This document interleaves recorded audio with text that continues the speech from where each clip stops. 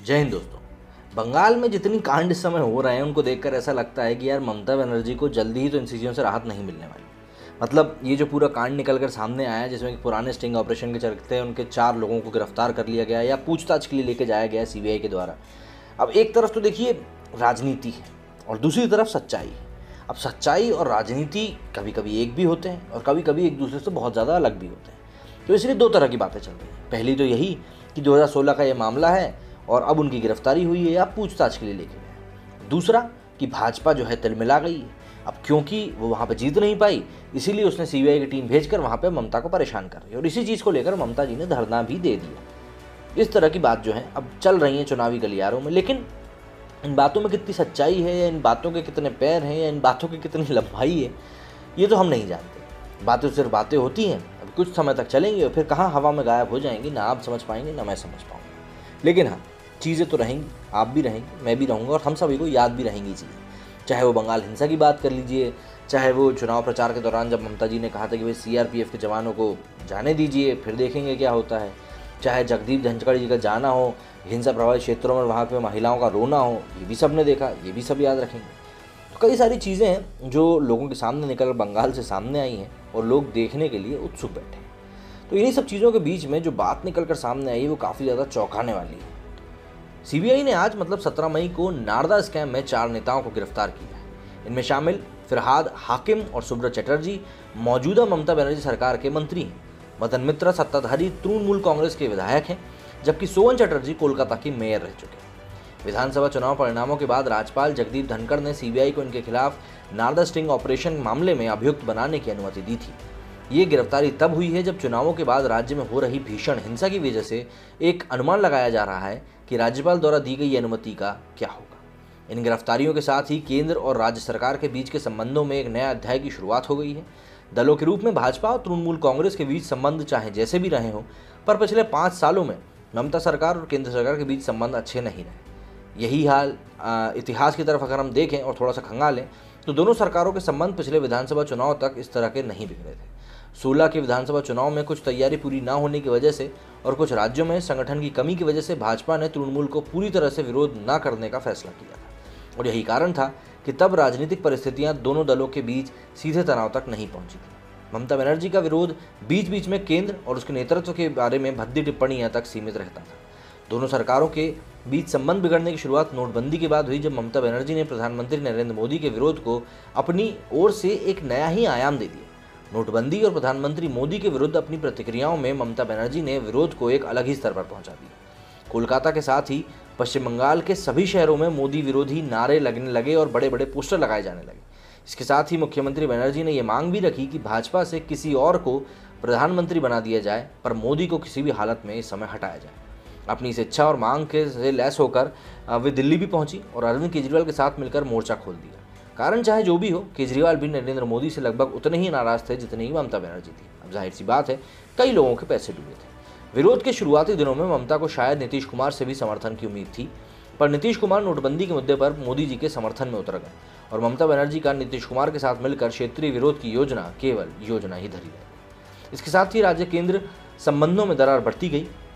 Sharda chit fund scam में कोलकाता के पूर्व पुलिस कमिश्नर राजीव कुमार की भूमिका को लेकर सीबीआई जांच का विरोध कर रही ममता बनर्जी की प्रतिक्रिया और राजनीतिक आचरण ने इन संबंधों को और भी ज्यादा खराब कर दिया। इसी मामले में तृणमूल कांग्रेस के कई सांसद के विरुद्ध सीबीआई ने चार्जशीट दाखिल किया और उनमें से कुछ की गिरफ्तारी भी हुई।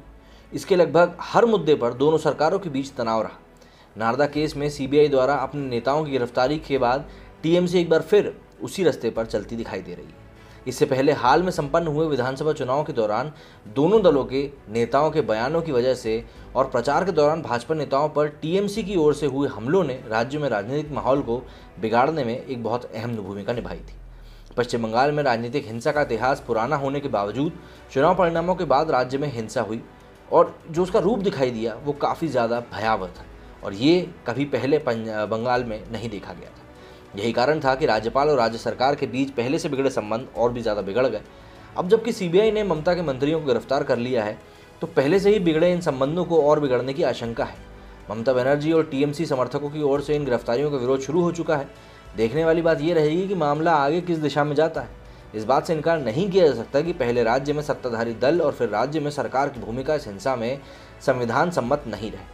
हिंसा पर कोलकाता उच्च न्यायालय द्वारा उठाए गए प्रश्नों पर ममता बनर्जी की सीधी प्रक्रिया की कोई हिंसा नहीं हुई, लोकतांत्रिक मूल्यों में उनके और उनकी सरकार के विश्वास को उजागर करते हैं।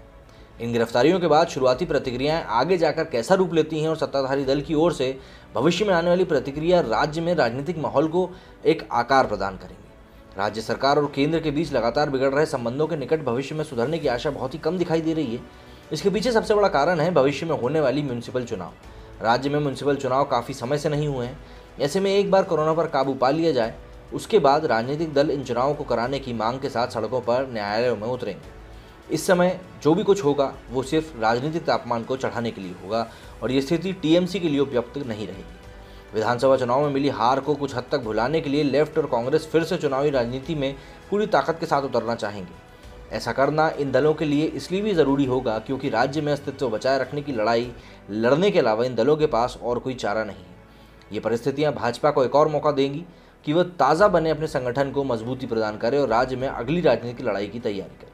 आने वाला समय ममता बनर्जी और उसकी सरकार के लिए सबसे बड़ी चुनौती के रूप में यही होगा कि अपनी राज्य की अर्थव्यवस्था को संभालना। राज्य ने पिछले कई वर्षों में अर्थव्यवस्था या उद्योग में निवेश नहीं किया है। कृषि के क्षेत्र में भी सुधार या नए इंफ्रास्ट्रक्चर बनाने को लेकर सरकार 10 सालों में कोई नई पहल नहीं कर पाई है। रोजगार की बढ़ती समस्या, इन सब के बीच ममता बनर्जी ने तीसरी बार सत्ता संभाली है। इन बातों का उनके और उनके सरकार के ऊपर जो दबाव रहेगा, उसके बीच वे केंद्र से अपने टकराव को कहाँ तक जारी रख सकती हैं, ये बात उनके सरकार का राजनीतिक भविष्य तय करेगी। तो इन सारी बातों के सामने आने के बाद जो सबसे बड़ी मेजॉरिटी की बात निकल कर इसे सामने आई है कि ममता बनर्जी आखिर अब आने वाले समय को किस तरीके से संभालेंगी। क्योंकि अगर वो अपने राजनीतिक करियर की तरफ ज़्यादा ध्यान देंगी तो जाहिर तौर की बात है कि वो पब्लिक को नाराज़ करेंगे। क्योंकि देखिए, ऐसा नहीं है कि बंगाल में मुद्दे नहीं हैं, बंगाल में भी मुद्दे मौजूद हैं, लेकिन जिस तरीके से इस पर पूरे देश में मोदी की लहर चली थी 2014 में, फिर 19 में, उसी तरीके से आप ये कह सकते हैं कि बंगाल में भी कुछ हद तक ममता की लहर थी।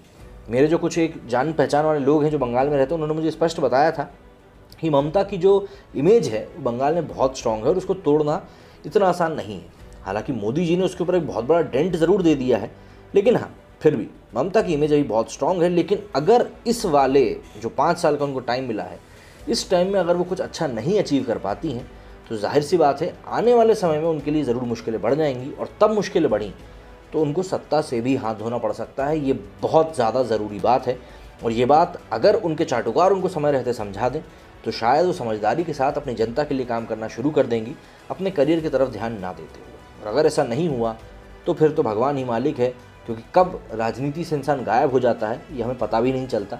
और लाल कृष्ण आडवाणी इसका जीता जागता उदाहरण है। मेरे इस वीडियो में फिलहाल इतना ही। जय हिंद, जय भारत।